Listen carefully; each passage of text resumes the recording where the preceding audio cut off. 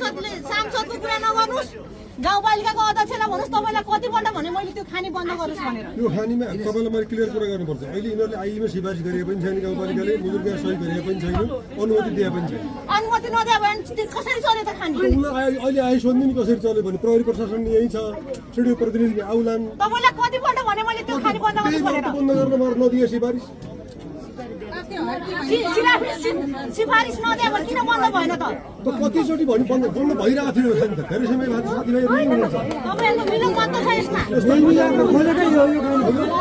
होइन बन्द गर्न अनुमति नदिएको त सरहरू किन हिजो यहाँ देखा पर्न आउनु भएन तपाईँहरू देखा पर्न हिजो किन आउनु भएन हिजो त बेलुका उसलाई उ हर्किने नआइकन म आर के हुन्छ भाइ तपाईँहरू प्रतिनिधि भइसकेपछि तपाईँहरू हर्क गरेर खोजा ल्याउने काम तपाईँहरूको थियो नि त ओडाको दायित्व गरेर बसे तपाईँ होइन तपाईँ होइन त ओडाको मान्छे त तपाईँ त सान्तोला दिन आउनु सक्नुहुन्थ्यो नि त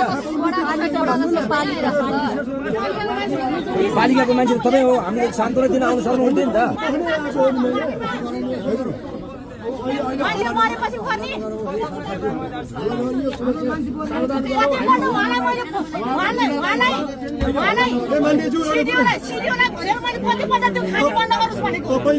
गर्ने सिडिओको मान्छे पनि आउला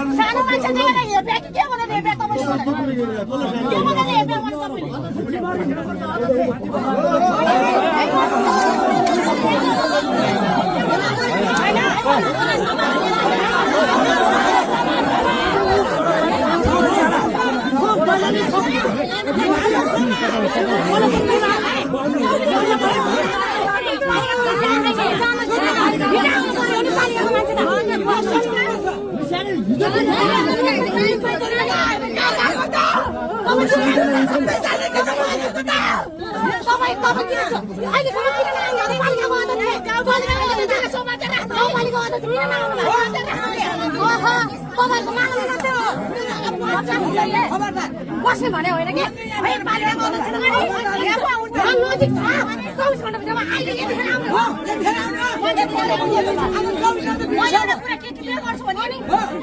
खाने बन्द गर भनेर मैले 50 पल्ट भनिसके भनिसके गाउँपालिका अध्यक्षले कुरै नसुने आज